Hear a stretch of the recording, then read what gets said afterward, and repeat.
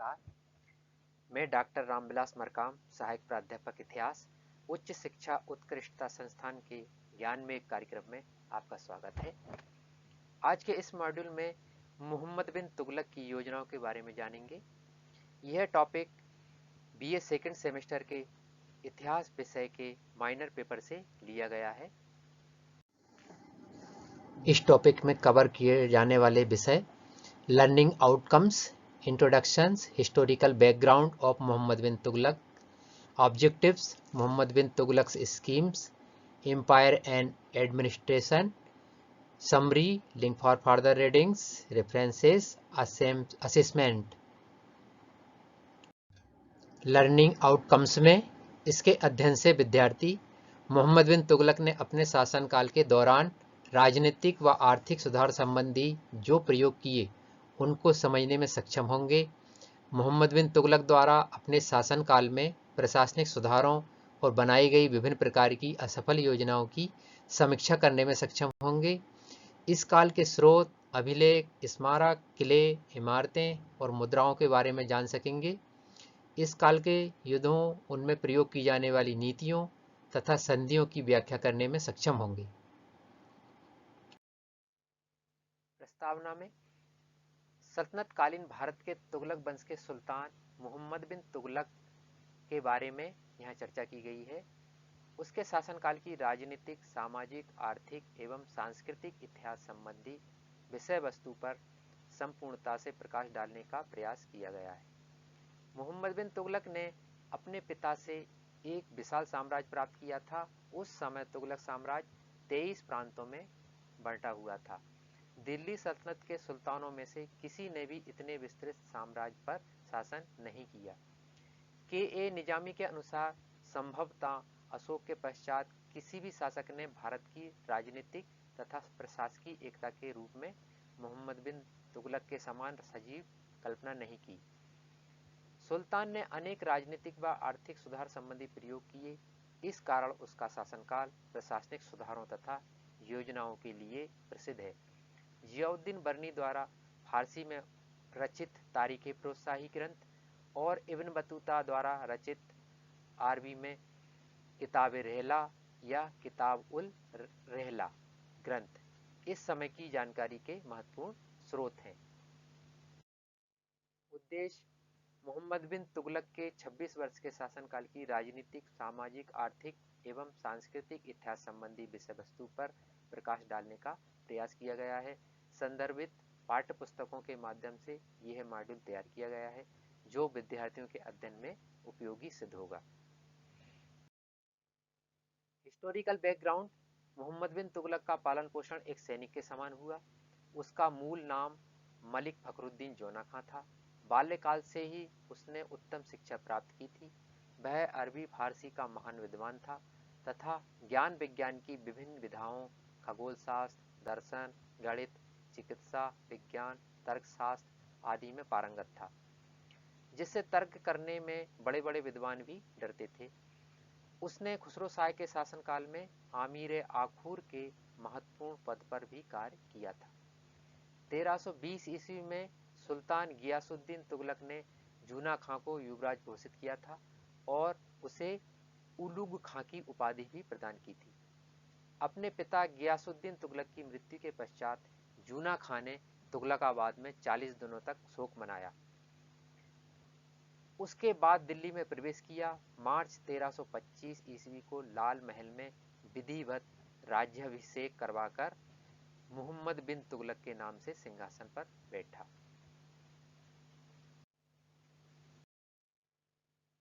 विषय वस्तु इस प्रकार है। मोहम्मद बिन तुगलक नवीन प्रयोग करने वाला एक महत्वाकांक्षी सुल्तान था। वह प्रशासन को नए सिरे से व्यवस्थित करने एवं उसके कार्य संचालन में एक रूपता लाने के लिए बड़ा उत्सुक था। उसने अपने शासनकाल में बहुत से प्रशासनिक सुधार और कई योजनाएं बनाकर प्रयोग किए। इब्न बतूता के अनुसार उसने बहुत से आदेश जारी किए। बर्नी ने तारीख फिरोजशाही में मोहम्मद बिन तुगलक की 5 प्रमुख योजनाओं का वर्णन किया है, जिसमें 3 प्रशासनिक और 2 सैनिक अभियान बताए हैं। हमने इस मॉड्यूल में सुल्तान की 7 प्रकार की योजनाओं पर चर्चा की गई है, जो इस प्रकार है। सुल्तान की पहली योजना लेखा तैयार करना। सुल्तान ने राजस्व व्यवस्था में सुधार करने के लिए एक रजिस्टर तैयार कराया और सभी प्रांतीय गवर्नरों को इस संबंध में अपने अपने सूबों का हिसाब भेजने के आदेश दिए। दीवाने वजारत में एक रजिस्टर रखा गया जिसमें प्रत्येक प्रांत की आय व्यय की प्रविष्टियां की गई। उसका उद्देश्य था कि साम्राज्य के सभी प्रदेशों में समान लगान व्यवस्था लागू की जाए और कोई भी गांव लगान देने से मुक्त न रहे। इस हेतु शताधिकारी नामक नए अधिकारी की भी नियुक्ति की गई थी। सुल्तान की दूसरी योजना कृषि विभाग का निर्माण। सुल्तान ने कृषि की उन्नति के लिए दीवाने आमिर को ही नवीन विभाग खोला और एक नया मंत्री आमिरे को ही नियुक्त किया। राज्य की ओर से सीधी आर्थिक सहायता देकर कृषि के योग भूमि का विस्तार करना इस विभाग का मुख्य उद्देश्य था। Doctor A.L. श्रीवास्तव के अनुसार उसके लिए दोआब में 60 वर्ग मील का एक भू क्षेत्र चुना गया, जहां सरकारी कर्मचारियों की देखरेख में किसानों से खेती करने के लिए कहा गया। बर्नी के अनुसार बंजर भूमि को उपजाऊ बनाया जाना था। वहां क्रमशः विभिन्न फसलें बोई गई थी और प्राय 3 सालों में 70 लाख टका व्यय किए गए। मोरलैंड के अनुसार भारत के लिए यह योजना, जब सल्तनत ने कृषि सुधार पर न केवल बल दिया बल्कि सरकारी खजाने से एक लंबी रकम भी खर्च की, परंतु सुल्तान की यह योजना सफल न हो सकी। बर्नी के अनुसार सरकारी कर्मचारियों के भ्रष्टाचार, किसानों की उदासीनता, भूमि का अच्छा न होना और समय की कमी असफलता के कारण बने। क्योंकि सुल्तान ने इस योजना के लिए 3 वर्ष दिए थे, इस योजना की सफलता के लिए 3 वर्ष की अवधि बहुत कम थी।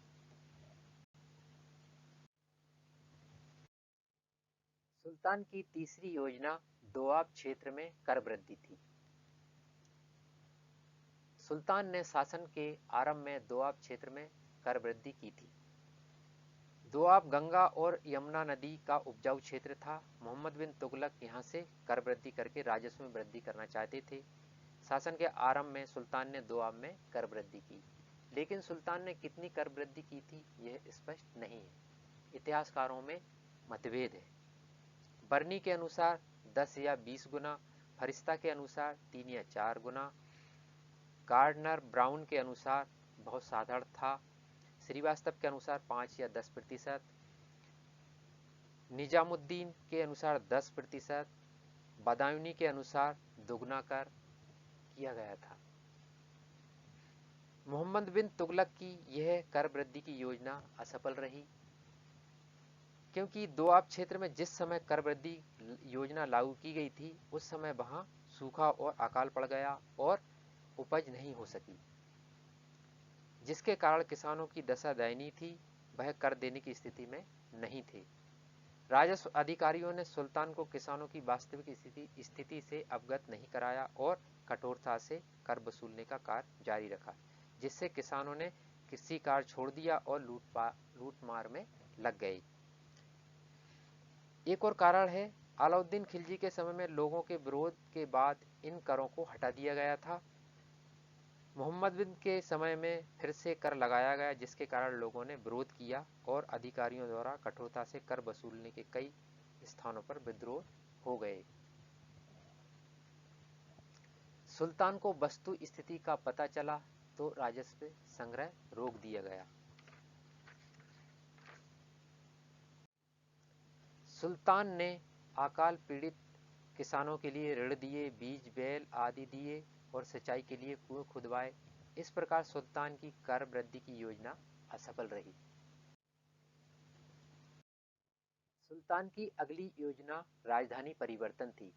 मोहम्मद बिन तुगलक ने दिल्ली के स्थान पर देवगिरी को राजधानी बनाया और उसका नाम दौलताबाद रखा। इतिहासकारों ने राजधानी परिवर्तन के अलग अलग कारण बताए हैं, जो इस प्रकार हैं। बर्नी के अनुसार सुल्तान राजधानी को साम्राज्य के केंद्र में बनाना चाहता था, जहां से सभी प्रांत समान दूरी पर हों। देवगिरी साम्राज्य के केंद्र में था। इब्न बतूता के अनुसार सुल्तान दिल्ली वासियों को दंड देना चाहता था। वह लिखता है कि दिल्ली के निवासी सुल्तान को पत्र लिखते थे जिसमें सुल्तान की निंदा होती थी। गार्डनर ब्राउन के अनुसार दिल्ली पर मंगोलों के आक्रमण का भय रहता था। मंगोल दिल्ली पर कभी भी आक्रमण कर देते थे। हबीबुल्लाह और मेहंदी के अनुसार दक्षिण भारत में मुस्लिम सभ्यता और संस्कृति के विकास के उद्देश्य से राजधानी परिवर्तन किया गया था।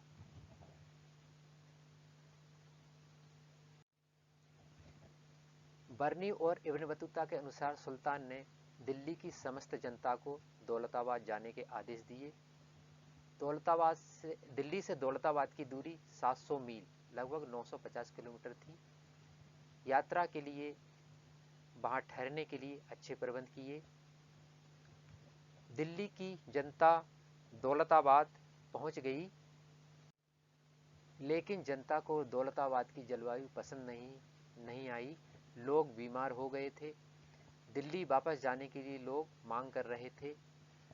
सुल्तान ने 1335 ईस्वी के लगभग में दिल्ली को पुनः राजधानी बनाने का निर्णय लिया। दिल्ली से दौलताबाद राजधानी परिवर्तन और फिर से दिल्ली को वापस राजधानी परिवर्तन करने में बहुत जनधन की हानि हुई। इस प्रकार सुल्तान की राजधानी परिवर्तन की योजना भी असफल रही। सुल्तान की अगली योजना थी सांकेतिक मुद्रा का प्रचलन। मोहम्मद बिन तुगलक ने तांबे के सिक्के सांकेतिक मुद्रा के रूप में जारी किए और उनका मूल्य सोने चांदी की मुद्रा के बराबर रख दिया। सुल्तान द्वारा सांकेतिक मुद्रा चलाने के निम्नलिखित कारण बताए गए हैं। बर्नी के अनुसार खजाने में धन की कमी और साम्राज्य विस्तार की नीति को सफल बनाने की वजह से मोहम्मद बिन तुगलक ने सांकेतिक मुद्रा का प्रचलन किया था। दूसरा कारण, इससे पहले 12वीं शताब्दी में फारस के शासक गाई खतू ने चमड़े के सिक्के चलाए थे। यह प्रयोग असफल रहा था। और चीन में भी मंगोल सम्राट कुबलाई खान ने कागज की सांकेतिक मुद्रा का प्रयोग किया था, जो सफल रहा था। सुल्तान ने उन देशों से ही प्रेरणा लेकर यह प्रयोग किया होगा। तीसरा कारण, आधुनिक इतिहासकारों के अनुसार मोहम्मद बिन तुगलक के समय में संपूर्ण विश्व में चांदी की कमी हो गई थी और भारत में तो बहुत ही कमी थी। इस कारण सुल्तान ने सांकेतिक मुद्रा चलाई होगी। लोगों ने इसका गलत फायदा उठाया और घरों में प्रतीक सिक्के ढालने आरंभ कर दिए और सोने व चांदी के सिक्कों को घरों में एकत्रित करने लगे। बर्नी के अनुसार तांबे के सिक्के चलाए गए और उन्हें सोने चांदी के असली सिक्कों की भांति प्रयोग करने के लिए आज्ञा दी गई। उस आज्ञा से प्रत्येक हिंदू का घर टकसाल बन गया। इन लोगों के सिक्कों के कारण गांवों के मुखिया तथा भूमिधर धनी हो गए, किंतु राज्य की आर्थिक स्थिति बिगड़ गई। व्यापार को चौपट होने लगे तथा सुल्तान ने अपनी आज्ञा रद्द कर दी और घोषणा की कि लोग तांबे के सिक्के राजकोष में जमा कर दें और बदले में सोने चांदी के सिक्के ले लें। हजारों लोग बदलने के लिए सिक्के ले आए और तुगलकाबाद में सिक्कों के पहाड़ों के समान ढेर लग गए। सुल्तान ने जाली सिक्कों के अतिरिक्त सभी सिक्के बदलवा दिए। सांकेतिक मुद्रा की धातु को लेकर विद्वानों में मतभेद रहे हैं। बर्नी के अनुसार तांबे और फरिश्ता के अनुसार पीतल के सिक्के सांकेतिक मुद्रा के रूप में जारी किए थे। इस प्रकार सुल्तान की यह योजना भी असफल रही। सुल्तान की अगली योजना थी खुरासान विजय योजना। सुल्तान ने मध्य एशिया के खुरासान राज्य पर आक्रमण करने की योजना बनाई। खुरासान विजय योजना के निम्न कारण बताए गए हैं। मध्य एशिया ईरान में स्थिति ठीक नहीं थी, जिसका फायदा सुल्तान लेना चाहता था और खुरासान से भागकर आए हुए अमीरों के उकसाने एवं अपनी महत्वाकांक्षा के परिणाम स्वरूप सुल्तान के द्वारा यह योजना बनाई गई थी। इस योजना के लिए बर्नी के अनुसार सुल्तान ने 3,70,000 सैनिकों की एक सेना का संगठन किया। खुरासान तथा ईरान की विजय के लिए किया और सेना को 1 वर्ष का अग्रिम वेतन भी दे दिया। योजना के समय मध्य एशिया की परिस्थिति बदल गई, जिससे सुल्तान को यह अभियान छोड़ना पड़ा और एक विशाल सेना को भंग करना पड़ा। इससे सुल्तान की आर्थिक स्थिति दुर्बल हुई और सेना से निकाले गए सैनिकों ने असंतोष का वातावरण उत्पन्न किया। योजना मूल आधार पर भी दोषपूर्ण थी। इतने दूरस्थ प्रदेश जीतना संभव न था और यदि जीत भी लिया जाए तो उसे अपने अधिकार में रखना कठिन था। इससे सुल्तान की आर्थिक स्थिति दुर्बल हो गई। सुल्तान की अगली योजना कराचल अभियान थी। यह राज्य हिमालय की तराई में स्थित आधुनिक कुमायूं जिले में स्थित है। आधुनिक इतिहासकारों के अनुसार मोहम्मद तुगलक का उद्देश्य उन पहाड़ी राज्यों को अपनी अधीनता में लाना था जहां अधिकांश विद्रोहियों को शरण प्राप्त होती थी। सुल्तान ने आक्रमण करने की योजना बनाई। इब्न बतूता के अनुसार वहां आक्रमण के लिए खुसरो मलिक के नेतृत्व में 1 लाख घुड़सवारों और बड़ी संख्या में पैदल सैनिकों की एक विशाल सेना को तैयार किया गया। पहाड़ी राज्यों को जीतने के लिए भेजा गया। इस सेना ने ज्यादा शहर को जीत लिया था और सुल्तान द्वारा आगे बढ़ने से इस सेना को मना किया गया था।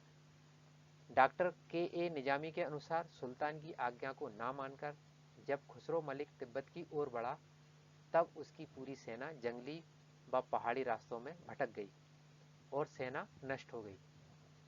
बर्नी के अनुसार केवल 10 व्यक्ति और इब्न बतूता के अनुसार केवल 3 अधिकारी ही बचकर वापस आ सके थे।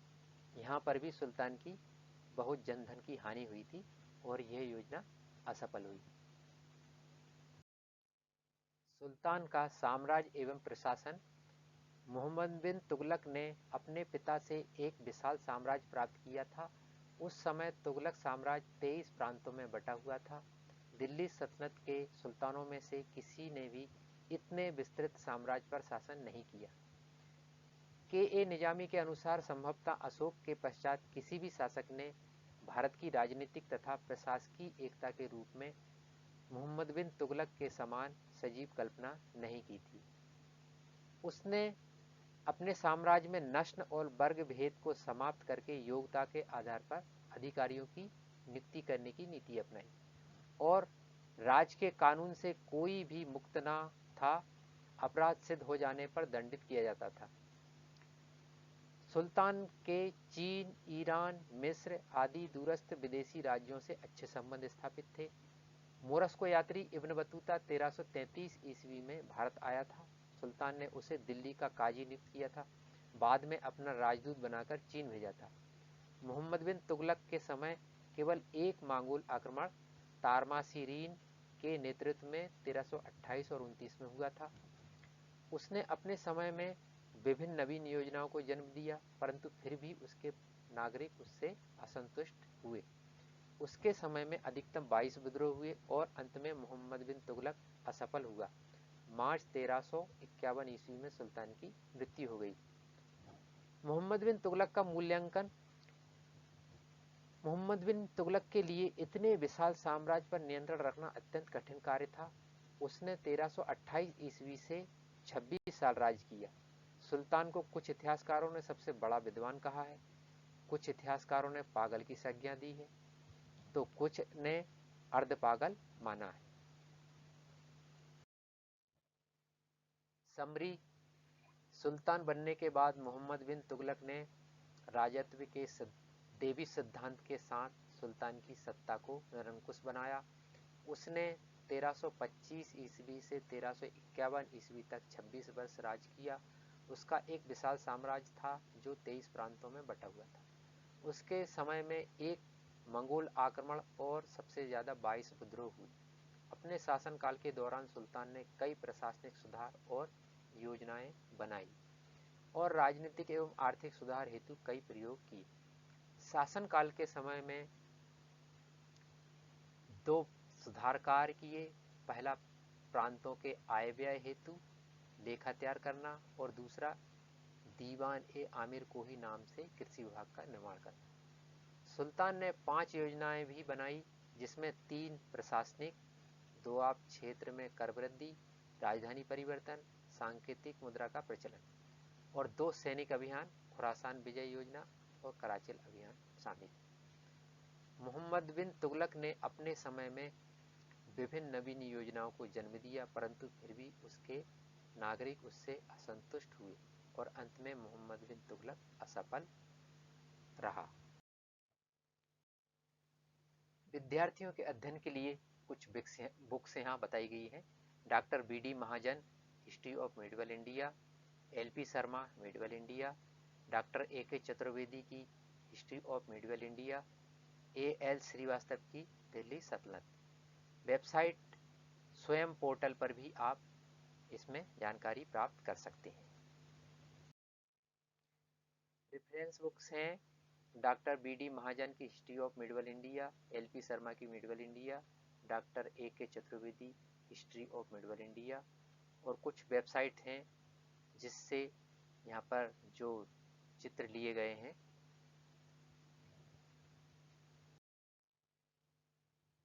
विद्यार्थियों के लिए कुछ प्रश्न हैं। पहला प्रश्न है, मोहम्मद बिन तुगलक ने देवगिरी का नाम क्या रखा था? तो इसमें 4 ऑप्शन दिए हैं, आपको ये देखना है। दूसरा क्वेश्चन है, सांकेतिक मुद्रा के अंतर्गत सिक्के किस धातु के थे? इसमें 4 ऑप्शन हैं, देखते हैं हम इसका आंसर क्या हो सकता है। देखिए, देवगिरी का नाम दौलताबाद रखा गया था और जो सांकेतिक मुद्रा चलाई गई थी वो कॉपर की थी। सही गलत प्रकार के क्वेश्चन हैं। सन 1325 ईस्वी से 1351 ईस्वी तक मोहम्मद बिन तुगलक ने शासन किया, सही है या गलत है? दूसरा, मोहम्मद बिन तुगलक द्वारा राजधानी नहीं बदली गई थी, सही या गलत है? देखें आंसर, एक सही है और एक गलत है।